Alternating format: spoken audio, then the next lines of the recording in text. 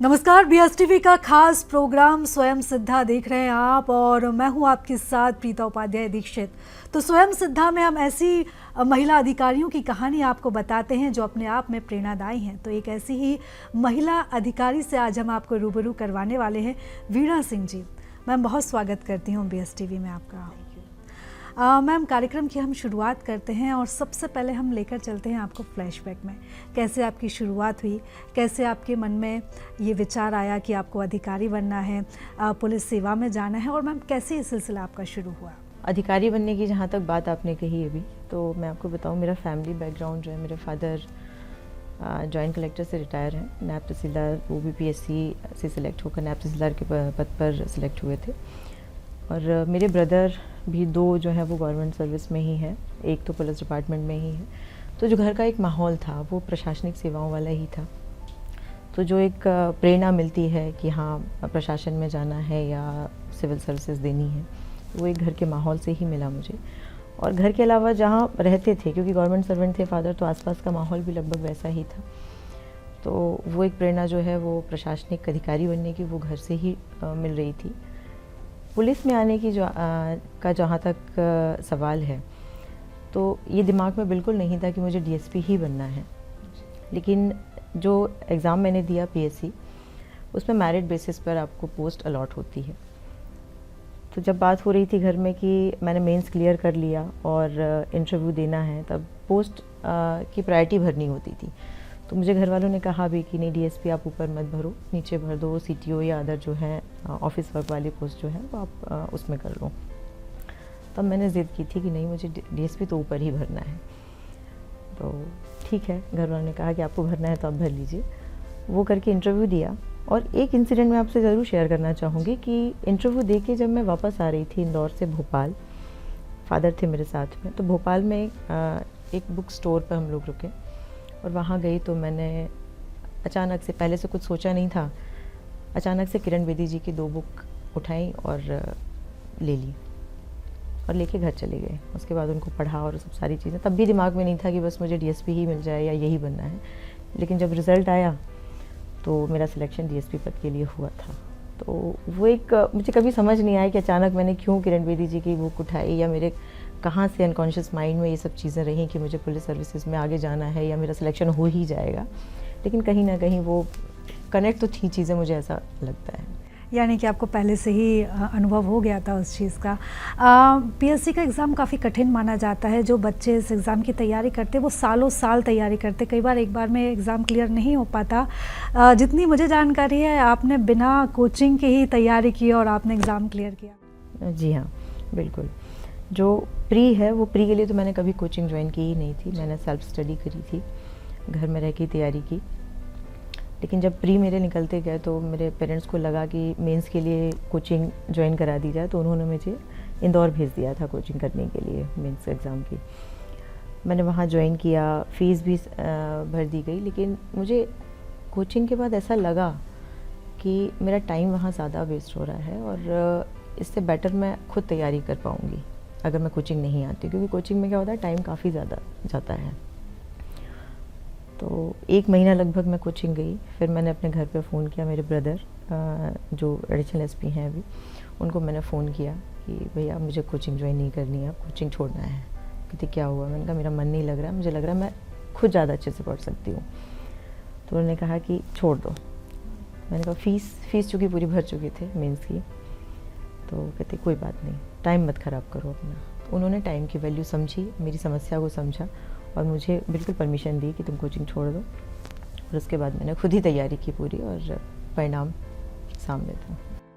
Ma'am, आप 2008 batch की अधिकारी हैं, लेकिन तब से और अगर हम अभी में परिवर्तन देखें तो काफ़ी कंपटीशन बढ़ गया है, या ये कह सकते हैं कि पढ़ाई में काफ़ी ज़्यादा बदलाव आया, सिलेबस में भी बदलाव आया है। तब के दौर में और आज में आप क्या बदलाव देखते हैं? बिल्कुल, देखिए पहले कंपटीशन कम था। आज का माहौल हम देखें तो कंपटीशन वाकई टफ है।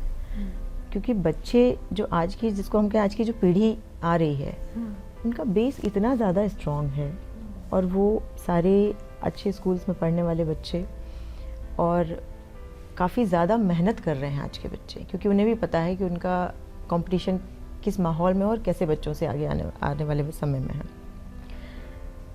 तैयारी की जहाँ तक बात करें तो वो लोग कोचिंग और इसकी आप बात कर रहे थे, तो मैं ज़रूर इसमें ऐड करूँगी बीच में कि कोचिंग की जो ज़रूरत पड़ती है बच्चों को, वो एक फ्रेम होता है किसी भी एग्ज़ाम को क्लियर करने का, कि इस तरह से तैयारी करनी है, ये पढ़ना है, क्योंकि कंपटीशन में हमेशा ये देखना होता है कि हमको क्या पढ़ना है और क्या छोड़ना है।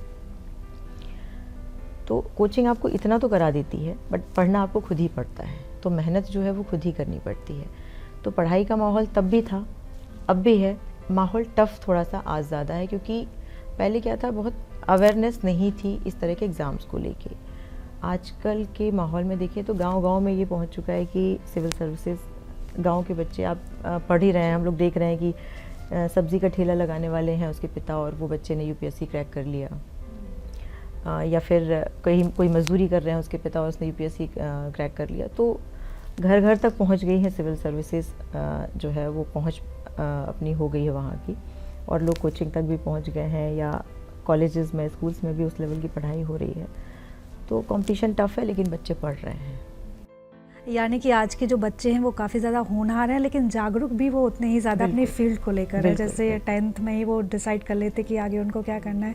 मैम, ये तो सारी पढ़ाई की बातें होंगी, लेकिन अब थोड़ा सा आपके, अगर हम व्यक्तिगत जीवन में जाएं, या व्यक्तिगत जीवन के अगर आपसे अनुभव हम जानना चाहें, तो आपके हस्बैंड भी जीएसटी डिपार्टमेंट में अधिकारी हैं। कैसा सामंजस्य आप दोनों के बीच में रहता है, क्योंकि आप भी अधिकारी हैं, वो भी अधिकारी हैं, तो डिफ़िकल्ट तो दोनों के लिए ही होता होगा, लेकिन आप लोग कैसे कोऑर्डिनेट करते हैं? देखिए, जब दोनों लोग सर्विस में होते हैं, वो भी शासकीय सेवा, तो थोड़ी समस्या तो होती ही है घर को मैनेज करने की। लेकिन अगर सामंजस्य अच्छा हो, समझदारी दोनों तरफ से हो, तो दिक्कतें कम हो जाती हैं। मैं ये नहीं कहूँगी ख़त्म हो जाती हैं, लेकिन काफ़ी कम हो जाती हैं। मेरे यहाँ भी हस्बैंड हैं, 2 मेरे बच्चे हैं, दोनों बेटियाँ हैं मेरी छोटी। तो हम लोग सामंजस्य जहाँ तक बिठाने की बात है, तो बच्चों की बीमार सबसे ज़्यादा दिक्कत कब होती है, जब बच्चे का या तो स्कूल का कोई काम है, या स्कूल में मीटिंग है, या फिर उनका कोई फंक्शन है, या फिर बच्चा बीमार है। ये 3 कंडीशन होती हैं मेन, जहाँ दिक्कत का सामना हमको करना पड़ता है। तो बीमारी में हमेशा हम लोगों ने एक चीज़ कर रखी है कि ऑफिस से छुट्टी हमेशा मिलना मुश्किल हो जाता है। वैसे ये होता है, मिल भी जाती है छुट्टी, लेकिन फ़र्स्ट हाफ अगर मैं ऑफिस में हूँ तो मेरा हस्बैंड घर में है परमिशन लेके, और जब मैं सेकंड हाफ उनको जाना है तो फिर मैं घर में हूँ। इस तरह से हम लोग मैनेज कर लेते हैं, बच्चे को अकेले नहीं छोड़ते हैं। वो घर भी हमारा ठीक ठाक चलता है उससे, और समस्याएं भी कम होती हैं। स्कूल जाना है तो कभी अगर मैं बिज़ी हूँ तो मेरे हस्बैंड बिल्कुल जाते हैं, और अगर वो बिज़ी हैं तो मैं जाती हूँ। तो आपस में हमारा सामंजस्य इस हिसाब से अच्छा है। मैम, अगर आपके बच्चों की बात करें, तो जैसे आप और आपके हस्बैंड अधिकारी हैं, तो बच्चों को लेकर क्या प्लानिंग है? मतलब उनको भी अधिकारी बनाना है, या वो जो चाहे, जिस फील्ड में जाना चाहे वो जा सकते हैं? देखिए, आज के समय में फील्ड्स तो इतने ज़्यादा ओपन हो गए हैं, और बच्चों का इंटरेस्ट भी अलग अलग तरह की चीज़ों में है। तो हमारा तो ये बिल्कुल भी नहीं है कि बच्चे सिर्फ हम उनके ऊपर प्रेशर दें, या हमारी तरह वो प्रशासनिक सेवा में जाएं। बच्चे जो करना चाहें, बस मेहनत करें, और जो करना चाहते हैं वो उसमें सक्सेस उनको मिले, अच्छे से करें, और मेहनत करेंगे तो जो चाहेंगे वो पा लेंगे वो। अब मैम, आप सीआईडी जैसे महत्वपूर्ण जगहों पर भी रही हैं, काफ़ी चुनौती वहाँ पर होती हैं, ख़ास तौर पर गोपनीय जानकारी जब जुटानी होती है, और एक महिला होने के नाते क्या कुछ आपने वहाँ पर फेस किया है? क्या चुनौतियों का सामना आपको वहाँ करना पड़ा है?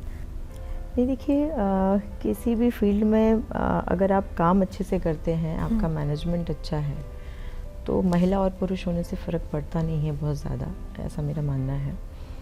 और मैं जहाँ भी रही हूँ, आप सीआईडी की बात कर रहे हैं, तो मैं सीआईडी में भी मुझे कभी ऐसी समस्या आई नहीं। मैं जब वहाँ थी तो एक नई विंग उस समय वहाँ इस्टेब्लिश की गई थी, एक टेक्निकल विंग। तो जैसा भी मैं आपसे बातों में हमारी बात हो रही थी कि मैं टेक्निकल फील्ड से बिल्कुल भी नहीं हूँ, तो लेकिन वो टेक्निकल फील्ड विंग को इस्टेब्लिश करने में अधिकारियों ने मुझ पर भरोसा जताया, तो उस विंग को हमने अच्छे से इस्टेब्लिश किया और उसको चलाया भी अच्छे से। तो ऐसा नहीं है कि महिला होने के नाते आप किसी चीज़ को करने में आपको समस्या जाती है, मेरा सीआईडी का समय भी बहुत अच्छे से निकला है। बिल्कुल। मैम, जब आप थी या जब फील्ड पर आपकी पोस्टिंग थी तो 100% ब्लाइंड केसेस आपने सॉल्व किए, रिकॉर्ड भी आपके नाम है, रेप मर्डर जैसे केसेस आपने सॉल्व किए हैं।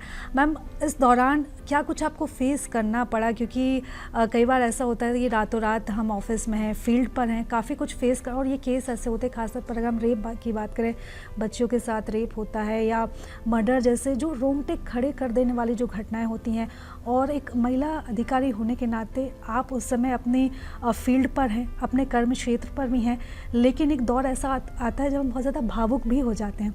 तो कैसे आपने उस सारी चीज़ों को डील किया और कैसे वो केस आप सॉल्व करती हैं? हाँ, ये आपने पुरानी यादें ताज़ा करा दी मेरा फील्ड का जो समय है, जिसको मैं कहूँ कि बेहतरीन समय में से है मेरा वो समय, और मैंने काफ़ी काम किया उस समय। वहाँ की जनता का सहयोग भी मुझे बहुत मिला। भावुकता का केस एक ज़रूर मैं आपको बताऊँगी, मेरे फील्ड टाइम का ही है। मैं एक दिन अपने ऑफिस में ही बैठी थी और अचानक से एक महिला आती है, काफ़ी रोती हुई, परेशान, और उनसे जब पूछा क्या कारण है, तो उनका कहना था कि मैडम मैं बहुत परेशान हूँ मेरे पति से, और मैं मर जाऊँगी, या फिर आप मेरे पति के खिलाफ़ कोई एक्शन लीजिए। कारण पूछा तो वो कहीं जॉब करती थी, उसमें किसी इंस्टीट्यूट में। उनके पास फ़ोन हुआ करता था, चूँकि जॉब कर रही हैं तो फ़ोन आएंगे ही, ऑफिस से भी फ़ोन आते थे, सब आता था। तो उन्होंने उनके पति को शायद उनके ऊपर शक था कि पता नहीं किससे बात करती हैं, सब सारी उनसे बातें की मैंने, और उनके हस्बैंड को बुलाया, वहीं बातचीत हुई, काफ़ी देर समझाया, सब किया। उसके बाद दोनों को ऐसा लगा कि ठीक है, हम बात करते हैं और ऐसा कुछ नहीं होगा। ये मुझसे वादा करके गए दोनों लोग। उसके 1 साल तक दोबारा वो मेरे पास नहीं आया। एक दिन अचानक मैं वहाँ, एक देवी जी का मंदिर है, वहाँ ड्यूटी पर थी नवरात्रि के समय। अचानक से एक कपल मेरे सामने आता है जी, और मेरे पैर छूने के लिए झुकता है। मैं खड़ी होती, मैंने कहा क्या अचानक। 1 साल बाद चूँकि मेरे दिमाग से एकदम निकल गई थी चीज़, और वो बड़ी खुशी से, छोटा बच्चा उनके हाथ में था, बड़ी खुशी से बोले मैडम आपने हमारा परिवार बचा लिया। और बच्चे, जो लड़की थी वो काफ़ी खुश होकर बोलती मैडम आपने तो मेरी ज़िंदगी भी बचाई है, वरना मैं तो उस दिन सुसाइड कर लेती।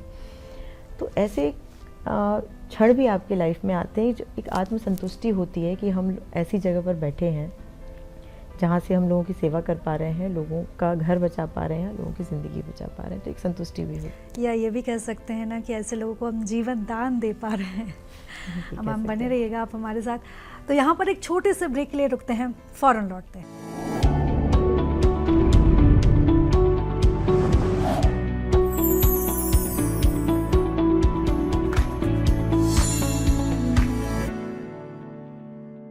तो ब्रेक के बाद आप सभी का बहुत स्वागत है, और हमारे साथ हमारी आज की मेहमान वीणा सिंह जी मौजूद हैं। उनसे सवाल जवाब का सिलसिला हम आगे बढ़ाते हैं। मैम, जैसा कि हम चर्चा कर रहे थे आपकी वर्किंग फील्ड को लेकर, तो कई बार ऐसा होता है कि जब महिला अधिकारी किसी ऑफिस में होती है, किसी थाने में होती है, तो जो जूनियर लोग होते हैं या जो नीचे के अधिकारी कर्मचारी होते हैं, वो कई बार महिला अधिकारी को अपने ऊपर देखकर उस चीज़ को एक्सेप्ट नहीं कर पाती। ये भी एक बड़ी चुनौती रहती है। आपके साथ कभी ऐसा हुआ हो कि आपने कभी ऐसा चीज़ फेस किया हो, या अगर किया भी हो तो कैसे आप डील करती हैं इन सब चीज़ों को? बिल्कुल, आपका कहना बिल्कुल सही है। इस तरह की चुनौतियाँ महिलाओं के सामने हमेशा से होती रही हैं, आती रही उनके सामने, लेकिन मैं इस मामले में थोड़ी सी लगी रही हूँ, और उसकी वजह भी मैं ज़रूर आपको बताऊँगी। कि मेरा जो अपना नेचर कह लें उसको आप, कि मेरे जो अधीनस्थ काम करने वाले अधिकारी कर्मचारी हैं, उनके साथ में बिहेवियर थोड़ा कड़क भी है, और जब ज़रूरत पड़ती है तो एक सामान्य, या जिसको कह लें कि अच्छा बिहेव भी उनके साथ में रहता है। जब उनको ज़रूरत है, कोई समस्या है उनके साथ, तो वो समस्या भी उनकी सुनती हूँ, समस्या सुलझाती भी हूँ।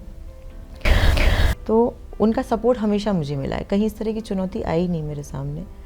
और जब डांटती हूँ उसकी वजह ये होती है, उसके कारण फिर ये होता है कि जब उनको डांटती भी हूँ किसी वजह से, तो वो बुरा नहीं मानते, उनको लगता है कि हाँ गड़बड़ की होगी इसीलिए डांट पड़ रही है। तो जब आप उनके साथ काम करते हैं, एक लीडरशिप जिसको हम कहते हैं, कि एक लीडर होने के साथ साथ जब आप एक मित्रवत या काम करते हैं और सहयोग के साथ में काम करते हैं, अपने टीम वर्क के साथ में काम करते हैं, तो नीचे जो काम करते हैं आपके अधिकारी, वो हमेशा आपको सहयोग करते हैं, कभी कोई दिक्कत होती नहीं है। फिर चाहे आप महिला हो पुरुष, और इस तरह की फील्ड में मैं ये कहूँगी महिलाओं को भी समस्या आती है, पुरुषों को भी समस्या आती है। अगर उनका बिहेवियर ठीक नहीं है ऑफिस में, अपने कनिष्ठ लोगों के साथ में बिहेवियर ठीक नहीं है, तो पुरुषों को भी समस्या आ सकती है। जी, यानी कि आप परिवार की तरह सबको साथती हैं, सबको साथ लेती हैं और फिर आगे बढ़ती हैं।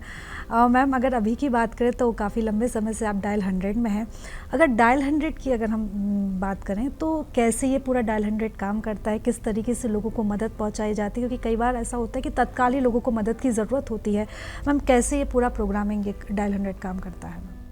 देखिए, डायल 100 एक इमरजेंसी सेवा है। जब आपातकाल में कोई व्यक्ति है, किसी को कोई बहुत ज़्यादा परेशानी है, इमरजेंसी में है वो, तब वो 100 नंबर या अब तो 112 दोनों ही नंबर हैं, इन पर कॉल करके मदद प्राप्त कर सकता है।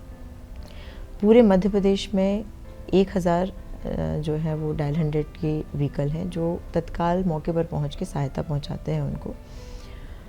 और कोई भी व्यक्ति, चाहे वो बच्चा हो, बुज़ुर्ग हो, महिला हो, पुरुष हो, कोई भी व्यक्ति 100 नंबर पर कॉल करके इमरजेंसी में सहायता प्राप्त कर सकता है। हमारा एक कॉल सेंटर है यहाँ पर, कंट्रोल सेंटर, जहाँ पर पूरे मध्य प्रदेश से किसी भी ज़िले से कॉल करेंगे तो यहाँ कॉल उठाते हैं, उनसे पूरी उनकी समस्या जानी जाती है, समझी जाती है, और जिस ज़िले में जिस जगह वो तैनात होते, मतलब वहाँ पर हैं वो, उस जगह पर उस संबंधित थाने की जो गाड़ी है या डायल 100 है, उसको उनकी सहायता के लिए भेजा जाता है। मैम, अगर हम जैसे एक पूरे मंथ की बात करें, एक पूरे महीने की बात करें, तो लगभग कितने केसेस मैम आते हैं हर मंथ? इसमें आप केसेस नहीं कह सकते इसको, इनको हम कहेंगे डायल 100 पर आने वाली सूचनाएं जी, या इन्फॉर्मेशन। यहाँ कोई FIR नहीं होती है, किसी तरह का कोई केस नहीं होता है।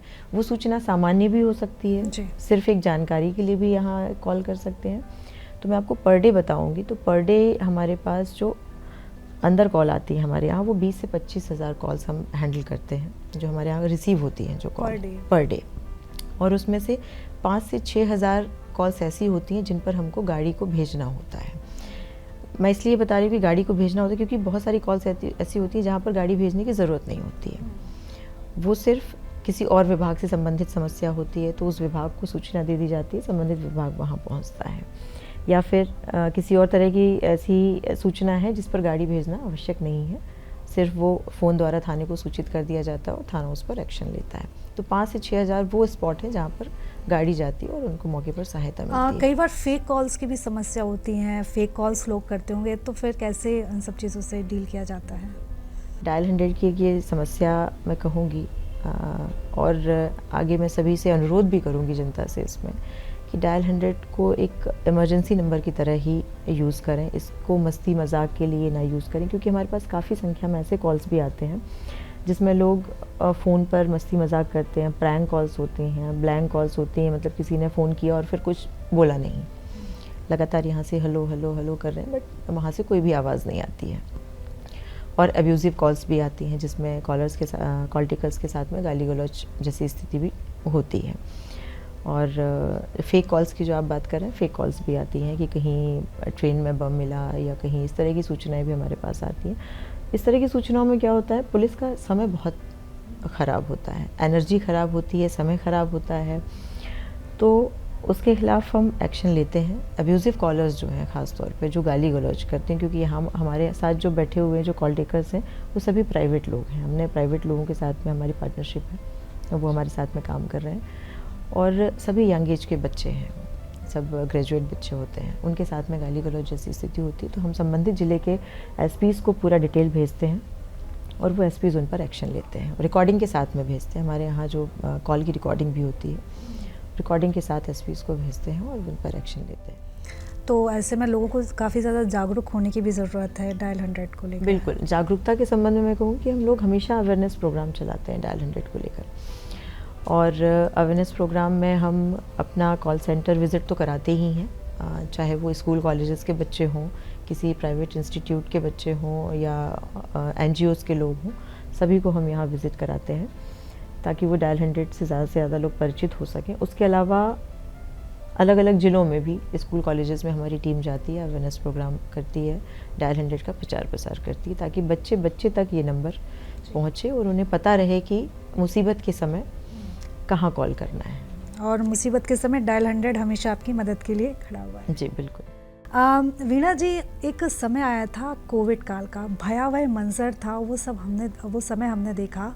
उस समय डायल 100 के ऊपर ये कह सकते हैं कि पूरा दारोमदार आ गया था या पूरा भार आ गया था, और उसी समय आप पदस्थ भी यहाँ पर हुई थी। क्या चुनौतियाँ रही, क्योंकि पर डे ऐसे केसेस भी आते होंगे जब लोग एक दूसरे को, घर के सदस्य ही दूसरे सदस्य को छू नहीं सकते थे।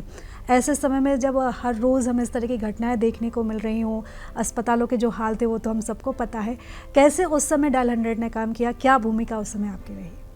जी बिल्कुल, डायल 100 ने तो वो समय देखा ही, हम सभी ने वो ऐसा भयावह समय देखा, और सभी को, जिसको कहते हैं ना, जान के लाले पड़े हुए थे। तो वो स्थिति ऐसी थी उस समय। हम सभी, हमारा कॉल सेंटर 24/7 काम कर रहा था यहाँ पर, और लोगों के बहुत फ़ोन आते थे।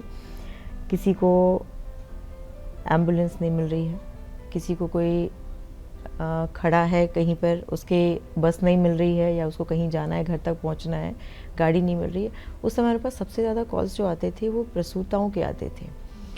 डिलीवरी के लिए व्हीकल अवेलेबल नहीं होता था, क्योंकि आस पड़ोस में भी उस समय कोई सहायता नहीं कर रहा था, डर की वजह से एक दूसरे की। तब वो डायल 100 को कॉल करते थे कि प्रसूता को अस्पताल तक पहुंचाना है, कोई गाड़ी नहीं मिल रही है। ऐसे में हम उस पर भी इवेंट बनाते थे, और महिलाओं को अस्पताल तक हमने पहुंचाया, सुरक्षित डिलीवरी उनकी हुई है उसमें। उसके अलावा एक किस्सा ज़रूर आपके साथ शेयर करूंगी कि महोबा यूपी डिस्ट्रिक्ट में आता है, और हम जो डायल 100 है वो सोशल मीडिया प्लेटफॉर्म पर भी है, तो लोग उसके थ्रू भी हमसे कनेक्ट हो जाते हैं। जैसे ट्विटर पर ट्वीट करते हैं, फेसबुक पर है, उस पर भी टैग करके। तो एक ट्वीट हमको होता है एमपी डायल 100 को कि मेरे बड़े ब्रदर हैं, उनको टीवी है, और टीवी की दवाइयाँ अवेलेबल नहीं हो रही हैं, और जो कि केवल नौगांव में मिलती है, नौगांव छतरपुर डिस्ट्रिक्ट, जो कि मध्य प्रदेश में है।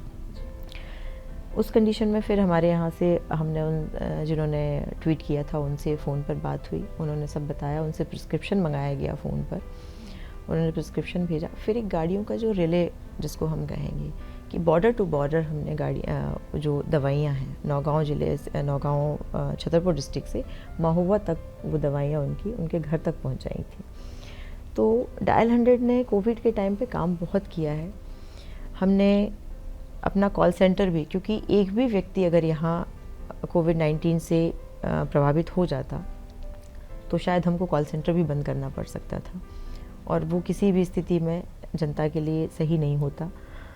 तो हमने उसके लिए भी पूरा मैनेजमेंट कर रखा था। हमने हमारा जो एक बड़े हॉल में हम कॉल सेंटर चलाते थे, उसको हमने कई टुकड़ों में विभाजित कर दिया था। अलग अलग कमरों में हमने पार्ट में लोगों को बिठाया, उनके बीच में डिस्टेंसिंग की, बाकायदा सैनिटाइजेशन, मास्क, सब तरह की चीज़ें हमने उसमें की, जिसका परिणाम ये हुआ कि हमको 1 घंटे के लिए भी हमको अपना कॉल सेंटर बंद नहीं करना पड़ा।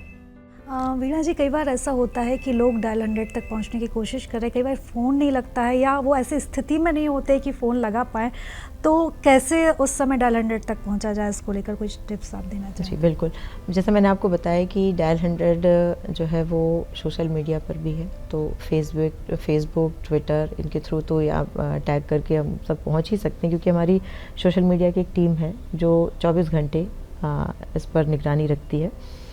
और एक व्हाट्सएप नंबर भी है हमारा, उस व्हाट्सएप नंबर पर भी मैसेज करके और सहायता प्राप्त कर सकते हैं। कई बार ऐसी कंडीशन बनती है कि जिस पर वो फ़ोन नहीं कर पा रहे हैं, या उस कंडीशन में फ़ोन नहीं कर सकते हैं, ताकि कहीं किसी को हिंट ना हो जाए, कुछ ऐसी सिचुएशन होती है उनके सामने, तो हमको व्हाट्सएप पर मैसेज करके और बाकायदा चैटिंग करके वो उस पर सहायता प्राप्त कर सकते हैं। मैम, कई बार ऐसा होता है कि जैसे बड़े जो लोग होते हैं उनके साथ साथ बच्चे भी कई बार डायल 100 का उपयोग करते हैं, या ऐसी सिचुएशन घर में होती है कि बच्चों को उसका इस्तेमाल करना होता है, मदद के लिए पुकारना होता है, तो बच्चों के लिए ऐसे कुछ टिप्स कि अगर बच्चे कॉल लगाना चाहें तो किस तरीके से कॉल कर सकते हैं? बिल्कुल, जैसा मैंने बताया आपको कि डायल 100 बच्चे, बुज़ुर्ग, महिला, पुरुष सबके लिए एकदम ओपन है।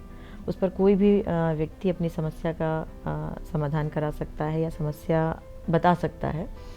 तो बच्चे, हम इसीलिए ज़्यादा से ज़्यादा अवेयरनेस प्रोग्राम बच्चों तक पहुंचा रहे हैं, बच्चों तक कर रहे हैं स्कूल्स में, कि बच्चे उस नंबर को जानें, उसके प्रति जागरूक हों। क्योंकि क्या होता है, कई बार हो सकता है कोई फैमिली डिस्प्यूट हो, फैमिली में कोई परेशानी हो, माता पिता का झगड़ा हो जो बच्चे देख रहे हों, और छोटे छोटे से झगड़े भी बड़े बन जाते हैं कई बार। तो बच्चे उस पर कॉल कर सकते हैं, उनको कुछ नहीं करना होता, केवल 100 नंबर या फिर 112 भी डायल कर सकते हैं। 100 नंबर डायल करके और हमारी जो है वो सर्विसेज उन तक पहुंच जाएंगी तत्काल। हमारे यहाँ जो अभी तक का जो रिकॉर्ड है या जो डेटा की हम बात कर लें, तो सबसे कम उम्र के जो कॉलर है वो 8 साल का बच्चा ही है। उसने, उसके फैमिली में कुछ समस्या थी, उसने कॉल किया था यहाँ पर। वीणा जी, कई बार ऐसा होता है, एक आखिरी क्वेश्चन मेरा आपसे ये है कि प्रशासनिक सेवा में कई बच्चे जाना चाहते हैं, सालों साल वो मेहनत करते हैं, लेकिन सफलता इतनी आसानी से नहीं, किस्मत भी मायने रखती है, मेहनत भी उतनी ही मायने रखती है। कई बार ऐसे जो विद्यार्थी होते हैं, ऐसे छात्र होते हैं, वो हताशा के चलते, निराशा के चलते कई बड़े कदम भी उठा लेते हैं। कई बार पारिवारिक माहौल ऐसा होता है। ऐसे छात्रों को, ऐसे बच्चों को आप क्या मैसेज, क्या संदेश देना चाहती हैं? देखिए, सभी बच्चों को जो तैयारी कर रहे हैं और सिविल सेवा में आना चाहते हैं, प्रशासनिक सेवा में आना चाहते हैं, उनके लिए मेरा संदेश यही है कि बिना मेहनत के तो कुछ नहीं मिलता। जिसको कहते हैं ना कि अगर किस्मत में आपकी लिखा है और आपने मेहनत नहीं की तो वो कभी नहीं मिलेगा आपको। किस्मत और मेहनत दोनों जब एक साथ मिलते हैं तब आपको सफलता 100% मिलती है, 100% मिलती है। बस हमको अपना एक उद्देश्य हमारा होना चाहिए और उस उद्देश्य पर चलने के लिए हम स्वयं प्रेरित होना चाहिए। इसको स्वप्रेरणा कहते हैं, स्वप्रेरणा। कोई दूसरा आके हमको प्रेरित नहीं करेगा, हमको हमारी प्रेरणा खुद ही बनना है कि नहीं, मुझे ये पाना है तो मुझे बस इसी रास्ते पर चलना है। भटकाव जहाँ होने लगता है, कई बार ये होता है कि बच्चे 1 साल तैयारी कर ली, 1-2 अटेम्प्ट में अगर सिलेक्ट नहीं हुए तो उसके बाद लगता है कि अब तो हमारा नहीं होगा, चलो कुछ और करते हैं। फिर वहाँ नहीं होता तो चलो कुछ और करते हैं। कुछ और करने की उसमें जुगाड़ में फिर कुछ नहीं मिलता। तो इसलिए आप जिस रास्ते निकले हैं उस रास्ते आप चल पड़े हैं, तो फिर बस मेहनत करते जाइए, चलते जाइए, आपको एक ना एक दिन आपको सक्सेस ज़रूर मिलेगी इसमें। बिल्कुल, यानी कि सतत मेहनत, सतत निरंतर जो प्रयास है उससे आपकी मेहनत, इस मेहनत से सफलता आपके कदम चूमेगी। तो ये थी हमारे साथ जाबाज अधिकारी वीणा सिंह जी। तो आज के स्वयं सिद्धा एपिसोड में बस इतना ही। दीजिए मुझे इजाज़त। नमस्कार।